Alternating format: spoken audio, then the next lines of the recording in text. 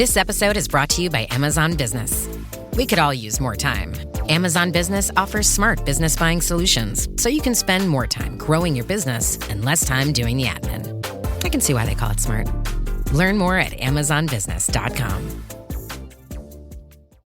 When you think of skyrocketing brands like Aloe, Allbirds, or Skims, it's easy to credit their success to great products, sleek branding, and brilliant marketing. But here's the overlooked secret.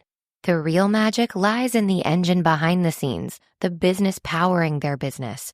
For millions of brands, that engine is Shopify, making selling seamless for them and shopping effortless for us. Upgrade your business and get the same checkout Aloe Yoga uses. Sign up for your $1 per month trial period at shopify.com/retail, all lowercase. Go to shopify.com/retail to upgrade your selling today. Shopify.com/retail. Have you ever wondered how your body naturally repairs and rejuvenates itself? It all comes down to your stem cells. Your body's built-in repair system that renews tissue, restores balance, and helps you feel your best. But by age 30, you have up to 90% fewer stem cells in circulation. That's where StemRegen comes in. Founded by stem cell scientist and health pioneer Christian Drapeau, StemRegen products are designed to support your body's natural repair system by using science-backed, plant-based extracts. Just 2 capsules of StemRegen releases an average of 10 million of your own stem cells into your body. No injections, just 2 capsules. Empower your body to rejuvenate from within, whether you're focused on recovery, longevity, or just overall wellness. StemRegen can help release more of your health, more life, and more of the best version of you.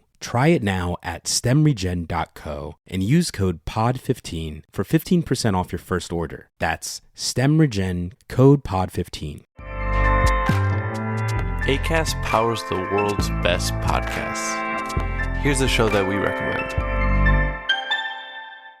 Do you like being educated on things that entertain but don't matter? Well, then you need to be listening to the podcast with Knox and Jamie. Every Wednesday, we put together an episode dedicated to delightful idiocy to give your brain a break from all the serious and important stuff.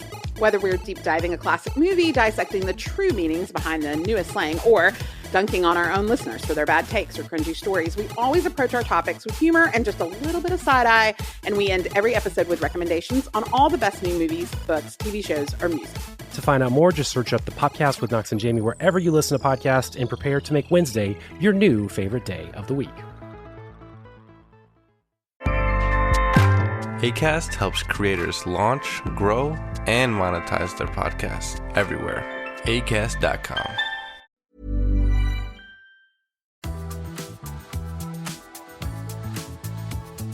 You guys, it's been a while. Welcome to another episode of What's Your Issue? My name is Troy McKeety. And I'm Darlene Sussman. And God. Hello, hi. Nice to meet you guys. It's been so long. We've missed you ever so. We have missed you very much. I feel like it's appropriate just for the sake of letting our listeners know that you are alive. My LA friend. Marked alive and safe in Los Angeles. My Los Angeles sister. I know that you've all been going through it. Just like, how are you? I mean, it's been wild. And gosh, I know this is an unpopular city for many people, but I love my city. I love LA. And, everybody's pretty frazzled. It's been stressful. This week has gotten easier in terms of the day-to-day stress compared to last week. Last week was truly a level of upset that one cannot imagine when you truly don't know if the fire is going to jump the 101 and come for your house. But now things have sort of calmed. However, the destruction is still there. But everyone's really coming together in a very nice way, and everybody's out volunteering and being supportive, except for disgusting landlords who are trying to profit off of a historical tragedy. Right. But we're all doing our best. Listen, if there's one thing that I know about LA folks is that you guys are going to band together, that you all love that city, that you understand that city more than anybody, not even just because you live in it, but it's just such a special place. And I think people who have never visited maybe don't understand some of the nuance of LA. But there's nothing like the love that people in LA have for their city. And it's horrible. The whole thing, there's like nothing that you can say. Yeah, I mean, I think a lot of outsiders, I mean, we were talking about this off mic, but there are a lot of outsiders who think that LA is just full of very rich Hollywood people. And might I tell you that most of Hollywood is not rich people. I speak from experience, but it's a lot of people who have come from all over the country. It's not that common to see someone who's born and raised in Los Angeles.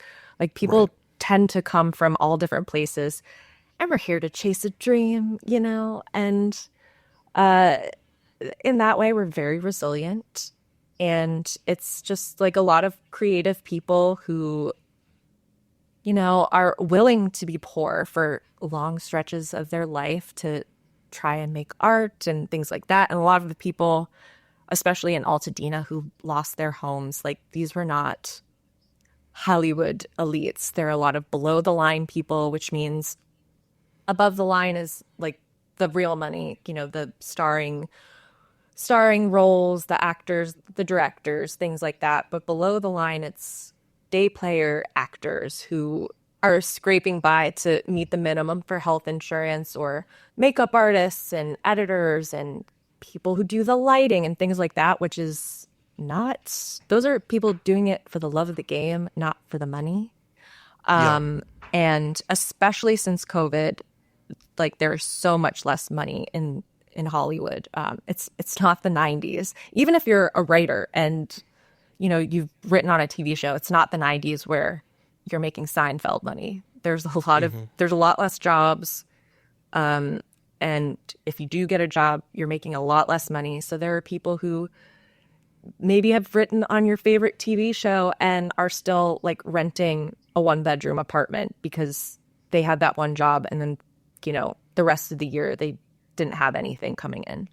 So, but Altadena, a lot of families, like I was telling you, Troy, like, Altadena is a historical Black neighborhood where a lot of people were building generational wealth for their families because they'd had these houses in their families for generations. And now, this house that was once worth $200,000 now is worth $4 million is now non-existent. So it's extremely sad. Also, there's a lot of people who lost their apartments and now have to go back out there into the rental market, where maybe they once had a rent-controlled apartment for $1,500. Now they have to go out and try and get an apartment for $3,000, $4,000 a month in the same amount of space that they had before. So, with like not a single item that they've ever owned. As to have to find a new place and also just rebuild. Think about if you've ever lost your makeup bag, the absolute devastation you feel of knowing that you have to build back up maybe like a $400 makeup collection that you've acquired over months, over years. Imagine if that was your whole existence. That's it's devastating. Well, I'm just happy that you and I were able to finally get together, sit down, record this silly little podcast, and hopefully, people who are going through it, this gives you some sort of levity for an hour to an hour and a half, Yeah. Oh, I also, Troy, I didn't tell you this. So last Wednesday, one of the fires, the Sunset Fire, was pretty close to where I live. We lived just across the line where it was like the 101 freeway was separating it. And on the other side of the freeway, it was prepare to evacuate. So we were just over the line. So we were like, we're getting out of town. And we pulled like our passports, our dog's ashes. And then we were like, oh God, what else should we grab?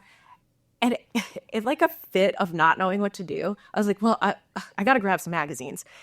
And then I started pulling them out, and I was like, but I can't part with this one. Well, this W magazine, this is Meryl Streep and Lindsay Lohan. I end up taking like 40 magazines.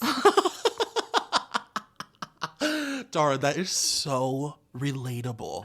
Because you really have like a crazy collection. And a part of me was like, well, I mean, I suppose a lot of these I could rebuy. Also, like, if I would need to rebuy them, it's like, I don't know, Dara, would magazines be the first thing you're jumping on eBay to get? So I was like, I'll just take them.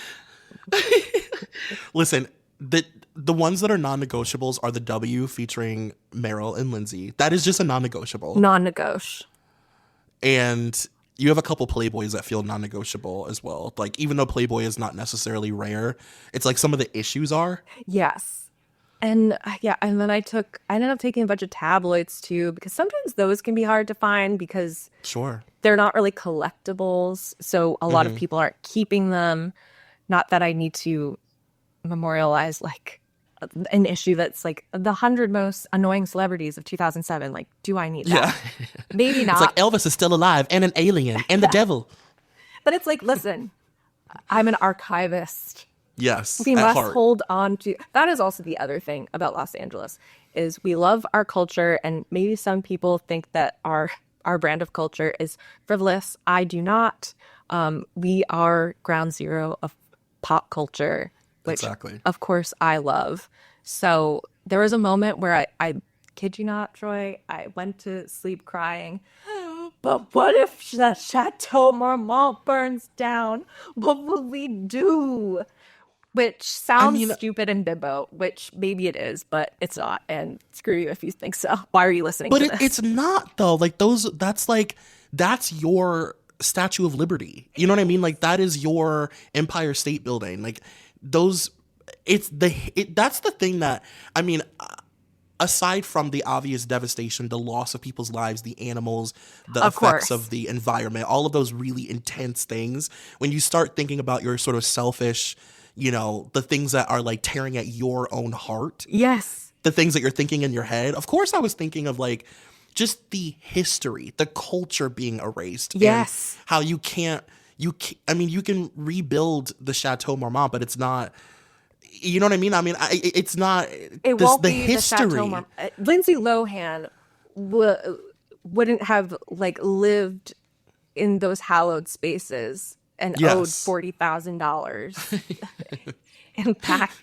in back room fees. You know, I know I'm sounding very flippant, but it is, to me, it's like a huge part of culture. Our you know, America is a new baby girl country, and a lot of our own, like specifically American culture and history comes from Hollywood. Like, we can poo-poo it, but how many of you people have like some little Marilyn Monroe poster with a quote that was like mischaracterized as one of hers, you know, like we all, like, that is a part of Hollywood culture.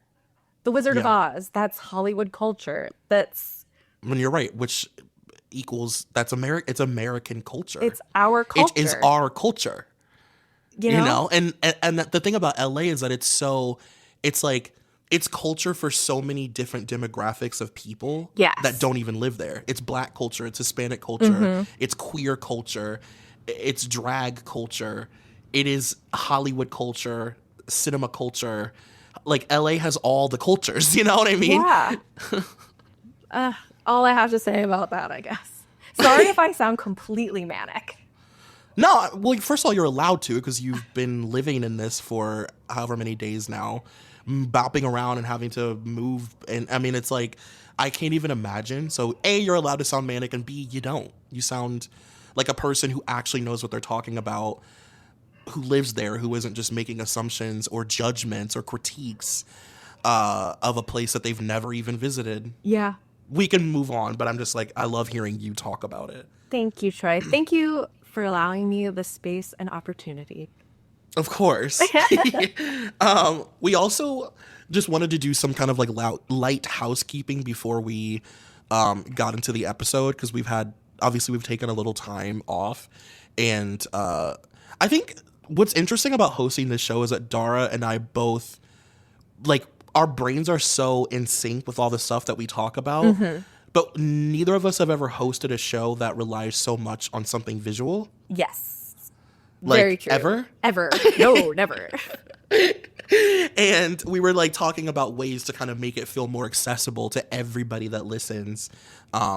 For people who, I mean, I think like in our first couple episodes, like we were trying to figure out like the format and like what this is and what it'll sound like and look like. And, we would sit and like critique Sarah Michelle Gellar's makeup on a cover for 40 minutes, not realizing that like that might be weird for people who don't see it, Listen, some of you say that you would listen to us read the phone book, so we really wanted to test that. Yeah. How much do you really love us girls? But we were talking about just like the idea of, for our we obviously have a Patreon. On our Patreon is where we post the full magazines, and a lot of you go over there because you want to see the visual aspect of what we're talking about. But there's no pressure to do that, and like you shouldn't have to if you don't want to. Yeah. Like you should also be able to listen to the main feed show and feel completely engaged in it. So yeah, we were just kind of talking about more so using our main feed as using the magazines as a jumping off point for conversation versus like being like, look at her teeth, look at her hair, look at this fucking blouse, she's ugly. You know what I mean? And obviously, and we also want to do longer episodes on Patreon for the people who are looking at it visually, because we can really be nuanced and get into the nitty goddamn gritty of it all. Yes. That's a great thing about magazines too, is, there's so many like little bits and baubles on pages that you really just have to see to appreciate it anyway. So yeah, like you need the visual component for those things, but you don't need it for everything, so we can lean into that. Exactly. So we're going to start doing like long form episodes on Patreon where we can be extremely nuanced about what we're seeing, because you guys will also be seeing it. And the main feed episodes, obviously we're still going to be discussing the magazine. Obviously we're still going to be discussing articles and stuff, but just more of a jumping off point for us to like gab and talk. Yeah. Rather than telling you guys to look at stuff that you can't see. It feels rude. Yeah. And it does feel rude. And we do formally apologize. Sometimes we just get on one and we do. Neither one of us can reel the other one back. No, the thing about Dara and I is that we're too similar in the best and worst ways. Oh yeah. Like, neither of us is so opposite of the other that it's like, well, this is your strong point and this one's mine. It's like, no, we have the same strong points and the same negative points, and we just exist as like blobs together. We are rudderless, I would say. We're like Tetris pieces. Yeah.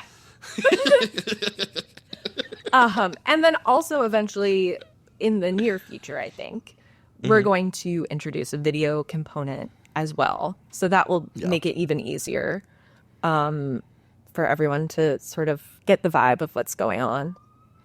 Yes, absolutely. Video component where we also implement the magazine, of course, so that you can see it. A lot of people ask us to do this on video. It makes sense for it to be on video. But what we're basically trying to say is that you guys have been watching. It's almost like, when Mad Men, when Peggy, like, when they would do those think tanks where they'd watch the women like put on lipstick behind glass. Yes. You've essentially been doing that. Like, you guys have been smoking cigars with your legs up, talking about our waistlines, and watching us put on L'Oreal lipstick behind glass and blotting it. Exactly. Like, this has been, we've said in the past, like, this is us building something, we're working it out, and we think we're getting close, you guys. We think we're chiseling away at rock that will eventually lead to diamond. We are continuing to chisel, though. Listen, what's that sculpture, Michael? He's standing, has a little pee-pee. Michelangelo. That started out as just a lump of marble, baby. Yeah. That little uncircumcised penis didn't exist naturally. It was created. Okay, and we are chiseling away at our podcast, little uncircumcised doo-doo. To reveal a little tiny penis. Justin Timberlake's penis is our end game. Oh, shouldn't it always be? His little penis hidden by a long silk blouse. Oh, God. Boy, you made me picture that. Yeah, is that all the now that we're like 20 minutes in, is that all the housekeeping that we have? I think it is. Let's get to Should we it. get into it? Yes. Shall I ask you the question? Please, I'm dying. It's been weeks. Oh, Troy, what's your issue? Well, Dara, my issue is Entertainment Weekly from March 30th of 2007. This is celebrating the release of what I think you and I both believe is one of Quentin Tarantino's most underrated projects. Absolutely. And, of course, obviously Alex Rodriguez. But I don't really We'll get into it. Yeah, we'll talk about it. But this is the release of the double feature, Grindhouse, and what's the other one called? Death Proof. Hello. Oh my God. Grindhouse and Death Proof. So we have the entire cast. The cover is Rose McGowan. And this is just a really interesting time, I think, for Quentin Tarantino. An interesting time for celebrity in Hollywood in general. But specifically, I think, with Quentin and his filmography. And yes. I like Grindhouse, but I love Death Proof. So I'm excited to talk to you about it. I am very excited as well. I remember seeing it in theaters like it was yesterday. Yes. And that was 2007. I was going to say, if you saw that in LA, that's a wild experience. No. I saw that in New Hampshire. Well, I saw it in Ohio, so clink. Hello. Just two wide-eyed girls with Hollywood dreams. Yeah. Eating bonbons in a shitty theater, being I'm going to be in Hollywood one day. Should we start with some letters from the editors of Entertainment Weekly? Oh, and we have a listener letter to the editor. We actually have a few, but we'll just do one today. Dear Troy and Dara, just found the pod. As someone who said for years my dream job was to be a magazine editor and begrudgingly had to pivot when I realized the state of print, I am a stan. I even bought my own 2014 17 magazine with Charlie on the cover. I've been such a fan of your other projects, and to regularly get to hear you guys be on the exact same wavelength is amazing. Also, Troy, one time I met you at Sky Ferreira when we bonded over being so unsurprised she was late, but wasn't 100% sure it was you until I got home. Anyways, discovering and binging the show's backlog has been the perfect antidote to holiday travel. Excited to listen to many more. XOXO, Kristen. Thank you, Kristen. First of all, what a place to meet me. There's no better environment to meet me. I'm at my best self at a Sky Ferreira concert, so that's amazing. Can I just say that one of my favorite things about the letters to the editors that we get from our listeners is that, I always thought, I don't remember as a young person ever telling people that I dreamt of being a magazine editor. It wasn't something that I talked about. I wasn't, honest about it. It was if I was on MTV's Made, it would be something that I would maybe tell a producer, but otherwise. And it's interesting that so many people grew up, people our age especially, grew up with that secret dream of editing a magazine. I think it's because back in the day, there were so many movies where it was I'm a journalist working at a magazine. Mm-hmm. It's just walking around in my cool clothes, holding a binder full of articles. And a Starbucks. And also, of course, the Carrie Bradshaw effect. Going to Vogue. Yes.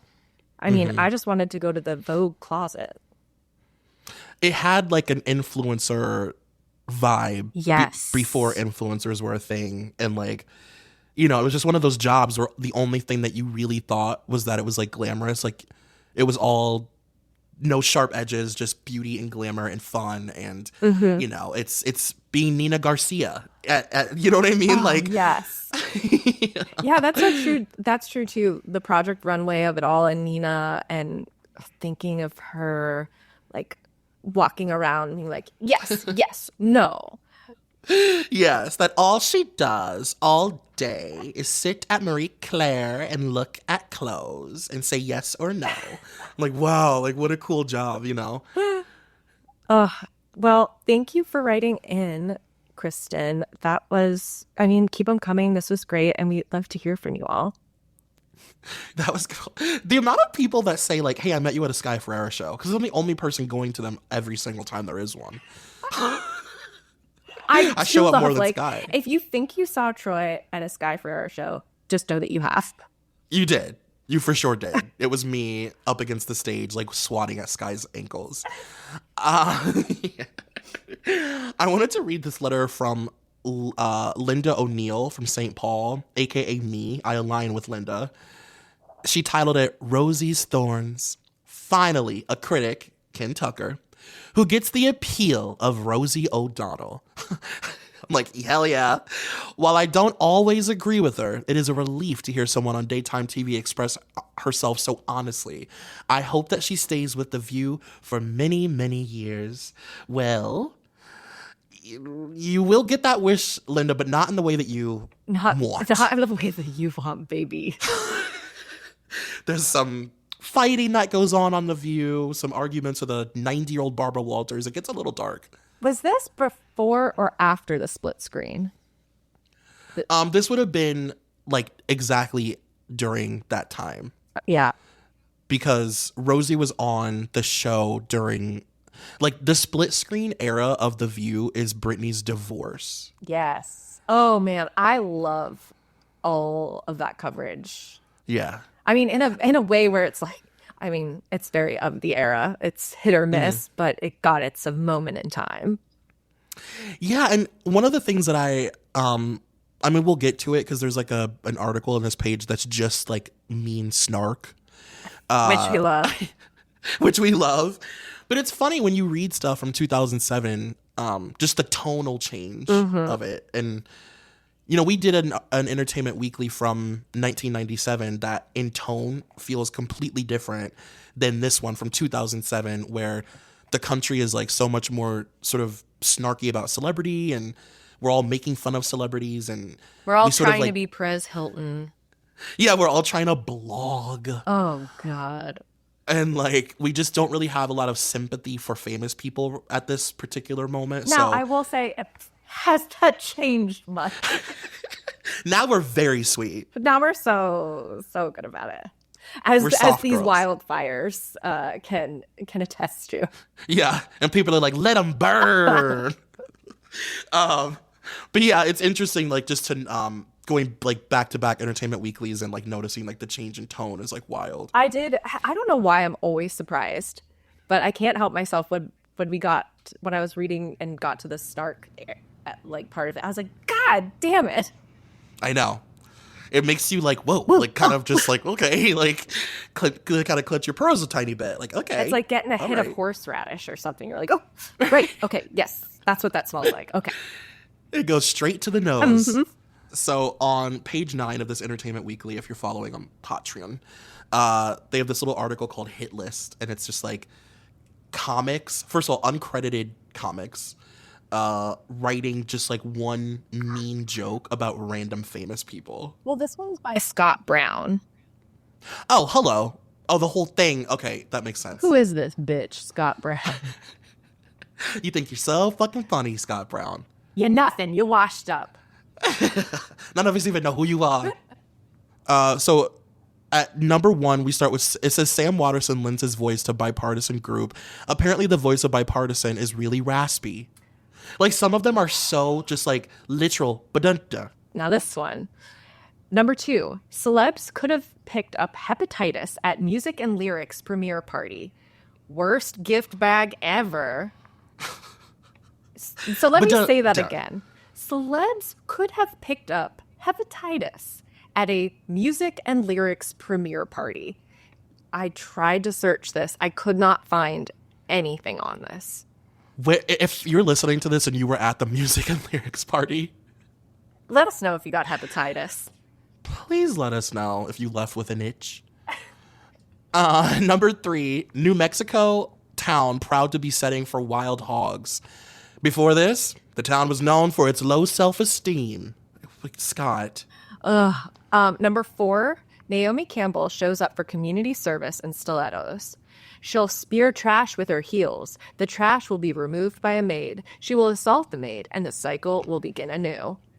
Now, I feel like we should maybe explain this a little to people. Sure. Mostly because I was kind of just perusing the internet, just reminiscing about this little time when Naomi just could not keep a cell phone in her hand and away from the head of an assistant or maid. And it really, I mean, there was like a whole decade of just like, you basically couldn't write an article about Naomi without mentioning her throwing a cell phone. The incident they were talking about in that, in the article, is specific to when she had to serve 5 days of community service for throwing a cell phone at her maid and hits her in the head. She has to get 4 staples in her head. So she goes to community service. But then if you look back on all the other incidents she's been accused of during that era, they all involve a cell phone, of her throwing a cell phone at someone or beating someone up. But there's always a cell phone in her hand. And just to be clear, because of the time period, you know she's throwing a T-Mobile Sidekick. Oh, it's a BlackBerry. Oh, of course. Makes so much more sense. Yeah, she's throwing a BlackBerry. I mean, a BlackBerry Bold. Oh, hell yeah. I mean, I was a BlackBerry girl. I loved them. Dara, the way that we would have been BBMing to the fucking... Oh my God, we would have been BBM sisters. I mean, sure, realistically, is it the same as texting? No, it's not. It's more magical. No. It has a different feel. It's like, I don't know, it's Tumblr of texting, or like, I don't even know how to describe it. It's just different. Yes. Write that down. Tumblr texting TM. Yes. But I totally forgot about this. Have you ever seen the article from W Magazine where it's Naomi describing her 5 days going to community service? Oh, yes. Oh, absolutely, yes. It's so good. And it's her just basically trying to paint herself as like the people's convict or something, where she's like, I walk into the sanitation. She's doing sanitation. She's working at the sanitation department. And she's like making friends with everyone. She has a friend, Mark. And at the end of their 5 days, she takes him and his wife out to dinner. And she's just like ordering lunch for them, and they're all having such a lovely time. And she's just one of the gals. And she wore Alexander McQueen to pick up garbage because she's not going to look ugly while picking up garbage. And I will also say, people love to bring up from around this time Naomi's interview with Tyra Banks, which is the best, out of this world. It is absolutely some of the greatest television in history. It's insane. It's amazing. But what they don't bring up is her interview with Oprah. Which is, in some ways, better. I think it is. It is. If you've never seen Naomi Campbell's interview with Oprah Winfrey, which is around this time, it's her explain why you feel like you can throw cell phones at people interview. And Oprah literally says that. She looks at her dead in her face with her hand on her chin.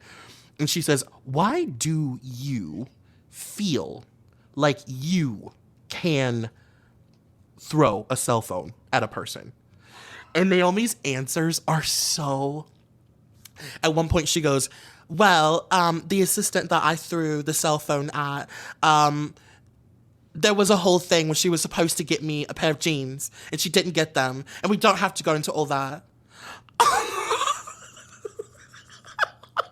Oh, and this was prime Oprah time of like, yeah. And maybe it was just prime because that's when part of the time when I was watching it every day since I was like elementary school. But that to me was such a great era of celebrity interviews. I feel like that's really leaning into the celebrity interviews for her. It was electric. And it was also something that I feel like we can't even comprehend if you haven't seen old Oprah, where it's like she could just be like, why do you think you could do that? And you have no choice but to try to answer. And like, so this is something that I actually complain about kind of ad nauseum. So sorry to those who've heard it. But the thing about that time period when it comes to celebrity interview is that we had people who were capable.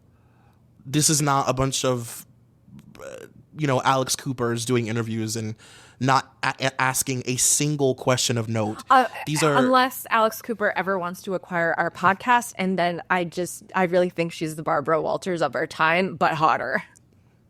She's our sister, really. At that point, she's our little sis. But like we don't have people now who interview celebrities and hold them accountable. No. There's literally nobody. Like, there's no person that, in Oprah's case, 4 p.m., but like 4 p.m. or 8 p.m. sitting down with a celebrity saying, why do you think it's okay for you to throw a cell phone at somebody's head? There's nobody with the balls to do that now. And it was just a really interesting, magical time. Why do you think that stopped? When you think of skyrocketing brands like Aloe, Allbirds, or Skims, it's easy to credit their success to great products, sleek branding, and brilliant marketing. But here's the overlooked secret.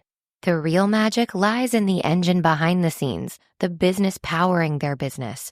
For millions of brands, that engine is Shopify, making selling seamless for them and shopping effortless for us. Upgrade your business and get the same checkout Aloe Yoga uses. Sign up for your $1 per month trial period at shopify.com/retail, all lowercase. Go to shopify.com/retail to upgrade your selling today. Shopify.com/retail.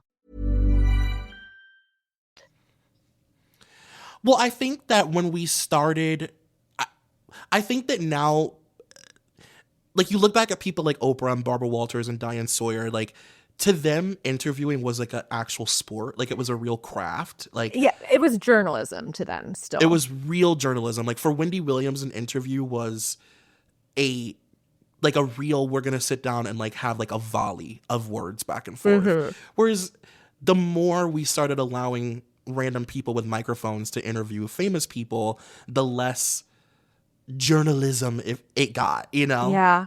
Do kids even like major in journalism anymore? I don't know. I really don't know. Is that even like a... Kids writing. Like, who are you? Did you still study journalism? Are you girls going to college for interviewing celebrities or not? But yeah, if you've not seen that Oprah interview with Naomi, it's on YouTube. Highly recommend. If we could do an Oprah Winfrey podcast, just... if we wouldn't immediately get a cease and desist, honey. Because you know our theme song would be, I believe I can run on. It'd be Oprah singing. Run on, run on. Oh God, I'm gonna splice a few little sound bites in here of that interview. Please. She was supposed to get me a pair of jeans, and she didn't get them, but that's not the point. And even with the with the thing that the incident she got the probation for, it was like, I did throw the cell phone, but her head was wet. It wasn't my fault that she didn't move her head fast enough, which we don't have to get into. We can kind of skip around to some of these because some of them are like really, really, really bad. Oh my God. Yeah. But I will say I do particularly like 7, which is so 2007. Oh my God. Imagine this joke existing now. Nicole Richie to be, quote, weight loss counselor on The Simple Life Season 5. It's working. I just threw up. Ugh. People should be put down more often. No, like, this is, by the way, and this is the same magazine that we read that was talking about, like, the new Brat Pack and, like, Claire Danes and her beauty and, like, all this stuff. And now they're like, Nicole Richie, throw up, anorexic, bulimic. And she's disgusting and makes me want to throw up. Yeah. Oh, wait. I never asked you. Did you watch the Simple Life Hulu thing? Let's see. I mean, watched as in, like, I was just on my phone with it in the background. Watched as in I folded laundry and, like, walked in and out of the room. It's almost too painful for me. Yeah. It was. I didn't even end up finishing the last episode. No. It's, like, too painful because it's, like, I know in my heart what this show should be, and I can't bear watching it be fumbled. Yeah. Just kind of a money grab. That's not interesting at all. Like, in any way, shape, or form. And, like, a very odd concept that's, like, overproduced. Yeah. Yeah. No. I just felt we should probably touch on it. The people are begging us. Yeah. I mean, the ratings depend on it, really. The next article that I wanted to talk about was this. It's titled Stranger Than Fiction, and it says reality TV is about to get a whole lot weirder. Yes, it's possible, with the arrival of 4 oddball new series. And one weird kind of niche interest that I have is like weird reality shows that never took off or had like one season or were announced but never aired. Yeah. Just like the way that they just get sort of, I mean, you immediately forget that they existed. But then when you hear the concepts of them, you're like, excuse me? That's how I felt about one of these. The 3 of them I still have no recognition of, but Baby Borrowers. Let's talk about it. Oh my God. What was NBC up to? So this article on page 10 for the patrons, they mention 4 different shows. The first one is National Bingo Night, which I actually do kind of remember. I never really watched it though. Or maybe it was just like about poker. I think I remember this was a time when we were seeing like bingos and pokers on TV. Yeah. And you'd see like Shannon Elizabeth like wearing sunglasses on TV playing poker with like Jennifer Tilly. Yes, like at all hours of the night. If at a certain time of the night, it's either Nick at Night or you're watching celebrity poker. Right. And then there's Pirate Master, The Adventure Begins. Maybe I do sort of remember that now that I'm saying it out loud. And then Fast Cars and Superstars, Gillette Young Guns Celebrity Race. But then the 4th one is Baby Borrowers on NBC. And it says, here's one surefire birth control method. Make teenagers take care of random babies, toddlers, and tweens for 3-day spans and put the whole thing on television. Where are they getting these children? From extremely trusting mothers, says executive producer Richard McCurrow, who are motivated by the educational nature of loaning their tots out to strangers. Nannies are present as a safeguard, and parents are also allowed to observe filming, unless they're too busy playing bingo. This is See, when I first read this, I was like, oh, okay, so this is going to be a show where they give kids those dolls, those like mechanic baby dolls that can say like, on this day you punched it in its spleen or whatever. You didn't pick it up when it was crying for 3 hours. Yeah, it laid face down in something wet. But no, these are real children being used as props for hijinks. Did you watch this show? No. Okay, so I wasn't sure, and so I looked it up, and then there's a little clip of the introduction of the show, and I realized I absolutely did watch it. I watched every episode. Are you serious? Yeah, and so it originated as a BBC show, but then they started it. So this is 2007 when this comes out, but I don't think the show comes out until 2008. And it was actually kind of a hit, but I think they never did it again because it was like it was perhaps a touch exploitive, / dangerous, whatever. Allegedly. But they didn't just so they have them go all the way up to teenagers. They take care of these kids. And it's during the time where like now they call it, well, actually back then they called it the Juno effect, where we were getting all of these pregnancy, teen mom type content. Yeah. And it was also the time when this was a huge national news story where 17 or 18 girls in Gloucester, Massachusetts all got pregnant at the exact same time. Oh, yeah. And there was a whole article about it in Time magazine, and the principal said that it was a pregnancy pact. But yeah, this was all of like the teen pregnancy, teen parenting type content was coming out at once. And I will say, when you mentioned that it stemmed from the BBC, it makes so much sense to me because it has like a nanny 911, super nanny kind of vibe to it. Like maybe they were like, how can we expand on our like nanny series that are so successful? Because I will be honest, like I was a big fan of those like nanny shows. Like what was her name Super Nanny? Super Nanny. The one, like, the Super Nanny, like the British. Yes, I loved. Because I love poor behaved children. I just think it's the best. Same. I love like a stern British woman telling like some slack-jawed, negligent parent what they're doing wrong.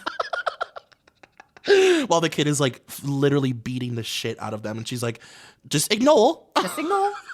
Just ignore. Just walk away. And it has that, and then there's a tinge of like Kid Nation vibes. Oh, like, it's just very Kid Nation. Great pull, Troy. It's a very Kid Nation. Yeah, where it's like, let's just watch kids do weird shit, and like it's so inappropriate, you know. It's also kind of Scared Straight. Totally. Did you ever watch that? Oh, yes. I loved it. Oh, I Big loved time. it. Heavy into Scared Straight, especially when they would like randomly take the kids to a homosexual prison, and it was just all gays with shirts tied up, being like, "Listen, little man." Yes. I'd be like, "Wait." Or like they would do it on Maury Povich too, and he would just parade children inside a correctional facility. And like make them turn their faces towards the camera while they're hysterical and like hyperventilating. Like it's so dark. And meanwhile, these are all just like traumatized children who's like, my parents just got divorced. My parents just died. And they're like, no, you're a bad kid. And you're going to get straight here if you don't smarten up. No one's like, you need therapy. Right. Maybe why do you have wine coolers in the house if your kid keeps drinking them? You know what I mean? Like, get the Malibu wine coolers out if that's the problem. Get the Bartles and James in the garage under lock and key. Oh, also, I do feel as if I have to alert the troops of a little something. Do you remember the Pamela Anderson reality show? Yes. What was it called? Girl on the Loose? Girl on the Loose. Yeah. Okay. Was it E or was it Annie? It was E. Okay. So I was looking up different reality shows, just trying to see if there were any other ones that I could think of that were very niche or whatever. And I stumbled upon that one. And wouldn't you know it, it was recently all put up on YouTube by E themselves. Shut your fucking episodes, baby. Mouth. Oh, they said we gotta get in on that last show, girl. Oh, yeah. Hype. Oh, I know what I'll be doing this week. Oh my God. Yep. Wow. Exciting, right? Super exciting. It's not all bad news out there. Yeah. There are good things happening. Yeah. Wow. I'm always so surprised by the shows that a network will decide to like make available or not, or like just like the logistics of all that or whatever, you know. Which is why we must invest in physical media and archive digital media into physical. You all. Yes. Seriously, somebody, and this is a complete side note, I don't know if you know this or if I sent it to you already, but somebody also put Lindsay on YouTube, HD. Troy, you did not tell me this, and oh my God, I swear to God, I look up once a month. Is it on? Is it on? Never is. And they put it up as one complete 4.5 hour thing. Full 4K HD. It's the best version of it since it aired. And I downloaded it, of course. Oh my God, Troy. I'll send it to you. Please, please, please, please. Of course. Oh, Troy, would it be too mentally ill for me to, not thinking of this, get the little heart tattoo that Lindsay got that matched Samantha Ronson's? Would it be weird if I got one as well? No, I'll get it with you and we will match like they did. I would get that with you. Oh my God, let's do it. Oh, we're so doing that. We leave with La Bella Vita tattoos too. Then we end up with like Hayden Panettiere's side tattoo spell draw. We should just cover ourselves in celebrity tattoos. Like we'll get Wino and then have him change the Wino after he finishes it. Yeah. And then I also want the Megan Fox one of like, we shall all laugh at the Gildan butterfly. Yeah. We'll get Britney's like Kabbalah tattoos that she's forgotten about. Oh yeah. Like, I want the little fairy on my lower back. You know, my friend Zach and I have been planning to get Britney tattoos together for like a very long time. And when we went to Mahia, we were like driving back to Dallas from Mahia, Anna Nicole's hometown. And I was like, is this the time that we should do this? Like, we're on a road trip. Like, should we go get our Britney tattoos? Dara, when we pulled into the parking lot, I had the biggest panic attack that I've ever had in my life. I don't have a tattoo anywhere. I was so scared. And I was like, no, Zach, I don't think I'm ready. I don't think I can do it. I totally chickened out and we didn't do it. Are you afraid of the pain or the commitment? The commitment. Yeah. And I know myself and I'll be like, oh, I wish it was a little to the left, or I wish it was on that arm, or I wish it was a little smaller. And I'll just be a maniac. Yeah. Because of it. Like it has to be perfect. Otherwise, it'll drive me crazy. Well, I think the perfect dip your toe in situation is the teeny tiny bisexual Lindsay Lohan tattoo. Yeah. Yes. I could definitely do Lindsay's little tattoo. And what a fun thing to explain to people. Honestly. And then we can recreate the Meryl and Lindsay W cover. Yeah. But their hands are up and she's showing her little tattoo. Yeah.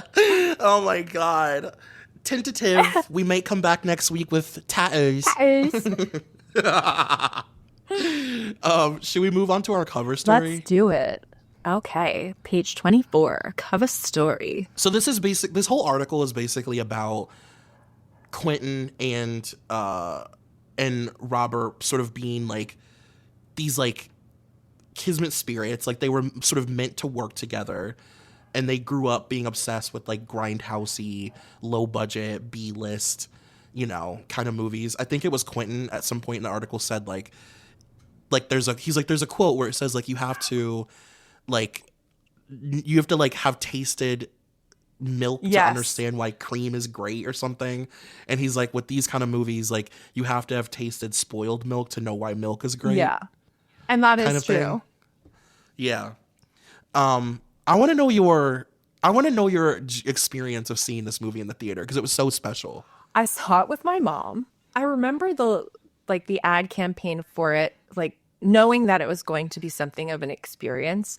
It was so cool having a double feature with all of the sort of they talk about it in the article, like fake little commercials and movie trailers. Like one of them was made by Rob Zombie.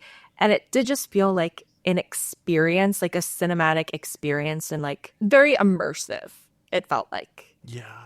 It wasn't just like, oh, you're dropping into your seat and it's just like two movies playing back to back. You're getting really immersed in the vibe of watching a B movie from the 70s. I will say Quentin is in some ways a girl after our own hearts. Like he's very into physical media and preservation and of Hollywood and movies and trailers, commercials, like things like that, which is very cool, which I appreciate. Yeah, I totally agree. I will say this was like a movie when it came out.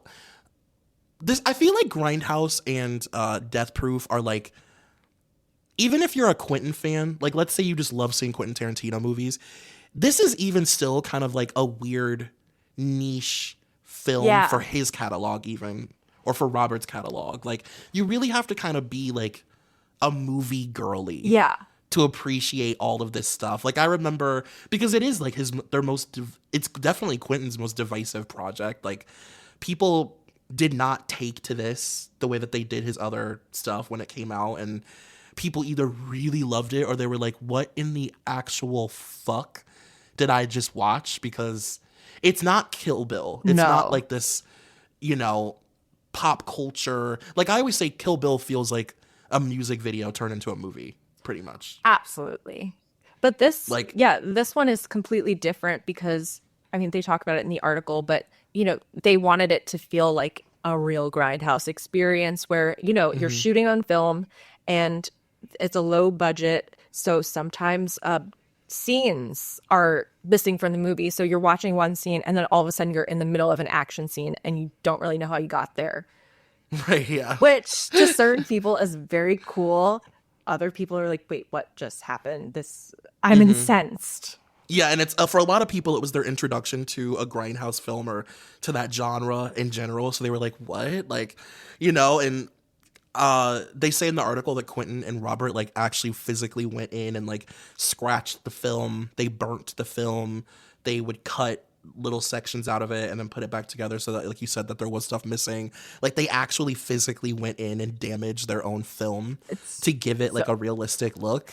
I mean, it's basically me in, middle school trying to, make a school art project. I'm like, I'm tea staining it.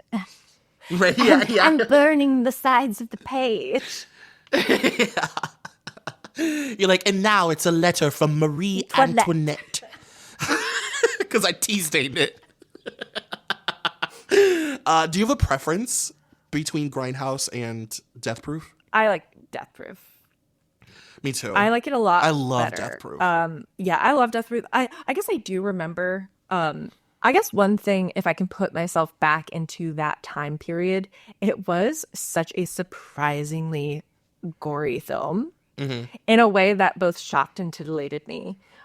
Yeah. I feel like if I saw this now with fresh eyes, I'm not one of those people where you hear like with The Substance, like people were throwing up in the aisles. I'm like, get a life. Women fainted. Please grow up. This is not that bad. But yeah, this was quite gory. So I could see where maybe some people were turned off by that. And it's an exploitation film. It's a lot of women getting their legs lopped off. Right. And it's like, it feels like an epic. Like at a certain point, you're just like, this is insane. And it's so wild and so over the top and so camp that at a certain point, you kind of just let go. Yeah. You're like, yeah, Rose McGowan's leg is a gun and she can fly. And, it's just so insane. But between the two, I just think Death Proof is like such an insanely well-paced film. It's so it's such a dialogue-heavy movie, and it's like you have the first spoiler alert, I guess, but you have like the first half of it, which is like mostly just classic Quentin dialogue, and it's so good. Like listening to the women just interact with each other and tell stories, and the way the camera pans when they're at the diner, and the camera just pans in the circle of them talking. Like it creates this like really cool little world with them, and then you find out that they work in entertainment, and like one of them is like a stylist, and like it's just a cool little group of women, Yeah. And then it turns into just like the most epic car chase that I feel like has ever been captured on film. 100%. Yeah, I guess also in that sense, of course, we would appreciate that one more because it is like all girls, like going after a common enemy. Exactly. Yeah, for sure. But I will say that I remember wanting so badly to be Rose McGowan with the gun for a leg for Halloween after this came out, but I couldn't quite figure out how to make the logistics of that one. Yeah, and like, can we talk about that first? Like, can we talk about just like, because even in this article, though, you can't really talk about Quentin Tarantino without talking about him being a seedy character. Oh, yeah. He's just a fucking creep. Oh, yeah. And I mean, there's so many mentions in this article of like, his friendship with Bob and Harvey Weinstein, and how, this is the exact kind of movie that Bob and Harvey would like push because they get it. And that's also really sad because they did. Yeah. Like, they were good at pushing unconventional movies and like sort of seeing why a movie is great in all these different genres. It sucks when like really shitty people are good at their job. I know, especially, and now the state of Hollywood where all you can get made is a remake of something, not because people seem to think no one has ideas for original movies. It's like, no, this is the only thing that executives feel comfortable spending money on, which is just remakes and like things based off of existing IP. Yeah, it's true. It's so crazy. And then just like the seediness of the Rose McGowan and robber of it all. It's like there's so much like darkness tied to this movie that eventually became the Me Too movement. Yes. Oh my God, yes. Like for a movie that was so, it's interesting, like for a movie that is so sort of low in like the ranking list for a lot of people, for like a Quentin, like if you were like asking people their favorite Quentin Tarantino movies, like most of them won't say, no way. This, like they won't say Planet Terror. Like you may get a handful of people, but like it's just, it falls in a weird place in his catalog, but it has so much power and so much like weight because of what stemmed from it. Mm-hmm. Like, this was Rose McGowan's last kind of era as like a traditional Hollywood actress. God, yeah, you're right. Yeah, I don't know, where does this rank for you in his oeuvre? God, it's like so, like, it feels wrong to be like, I like it more than Pulp Fiction, because it's like, I don't. So I end up being one of those people that ranks it lower, even though I love it. But it falls probably somewhere towards the middle. Like, it's not my favorite movie by any means, but I just really love it. And it's almost like, you know how like an art, like every artist has like their weird album? Yes. This is like his art pop. Yes. You know, this is like his like fanfare, like this, it's like the way that like Britney's Glory is like just for the Britney stans. Like, this is a movie that feels like it's just for like real big fans of him. I agree. And you have to be a real big fan because to actually be out there, be like, this is my favorite or one of my tops, because the more pedestrian Quentin fans would just be like, what are you talking about? Everybody's favorite film is Pulp Fiction. Exactly. And we all love Reservoir Dogs. And that's it. Okay? That's all you're allowed. Now, what about, where do you fall with Robert? Like, are you a Robert Rodriguez fan? Do you care about his movies? Like, no, not really. Yeah. And I do specifically remember, like, the Grindhouse portion of it was just less interesting to me. It's one that really didn't stick with me at all. And I don't know. Overall, I love this because it is so weird and experimental, and maybe I have more of an affection for it in hindsight, or maybe because when I watched it, I didn't have like a grand appreciation of Quentin Tarantino in a big way. Like, I was just sort of like a singular girly in New Hampshire with like where there wasn't like a ton of people like running around like, Quentin Tarantino, have you seen Jackie Brown? Right. Yeah. Yeah. Which I will say, Jackie Brown is one of my tops. However, I did not know that back then. Right. So I was just kind of going into it with fresh eyes, and I feel like the creativity of what like cinema could be, or like what was possible, like I thought that was really cool. But I don't know. I guess I just wish more movies like this could be made. But I guess with the substance, maybe at times we can sneak one in under the wire. Yeah, I would say, for sure. I mean, the fact that and like the substance, I feel like the success of that movie and like the reception of it is like, it's like for so many other movies too. Like that movie, it's like, this one's for Toni Collette. Like, this is like, you know, there's so many movies that deserved that praise. People just weren't ready to give a horror movie or a movie that they perceive as horror that kind of praise. Like, it's not deserving. And like, yeah, you're right. Like, it feels like we've crossed, thanks to A24. Let's just be honest. Yeah, A24, Neon. Now it's, I mean, I would say just horror fans in general. Like, now the industry knows that if there's something that leans horror, there's a certain contingency of people that will absolutely see it, whether it's good or not. Exactly. Hi. Hello. But no, I couldn't agree with you more about, like, I'm actually not a fan of Robert Rodriguez. Like, I don't like his movies. I don't like the tone of his films. I don't like the humor. Like, he makes movies that you pretty much all of them feel like you have to just let go because they're so goofy and silly. And it's weird. Like, he's like such a big fan of horror, but he like doesn't make movies he makes movies sometimes that feels like they're made by a person who doesn't care about horror. Like, you know, where I'm like, do you like horror movies? Because you're always kind of just like making fun of them and like never taking anything serious. I guess also when it comes to Spy Kids, I was too old for that. That could have been a big touchstone, but that was past my time. Yeah, I guess, do you have any like moments from the article that stuck out to you, or anything else that you wanted to talk about? Oh, I guess just in the beginning where they talk about Quentin's movie nights, and it says, on movie nights, Tarantino's guest list may include fellow directors like Boogie Nights' Paul Thomas Anderson, Shaun of the Dead's Edgar Wright, Hostel's Eli Roth, and Clerks' Kevin Smith. And it just makes me always think of the Fiona Apple quote where she says she stopped doing coke after spending one night watching movies with Paul Thomas Anderson and Quentin Tarantino.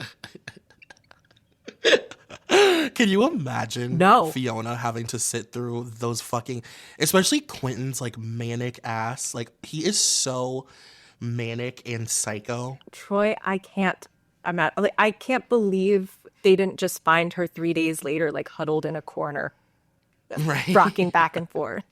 But we love you guys so much. We do. And we want to tell you that we appreciate you for being patient with us while we figure out what our show is, and also while Dara is avoiding literally catching on fire. Yes.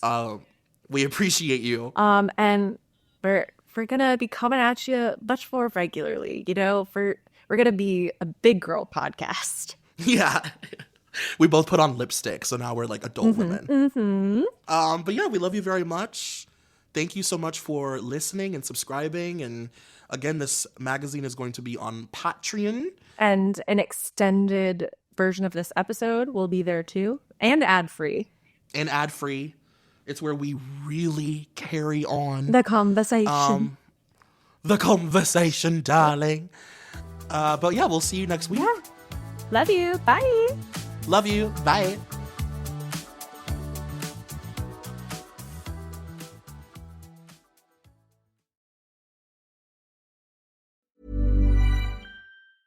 When you think of skyrocketing brands like Aloe, Allbirds, or Skims, it's easy to credit their success to great products, sleek branding, and brilliant marketing.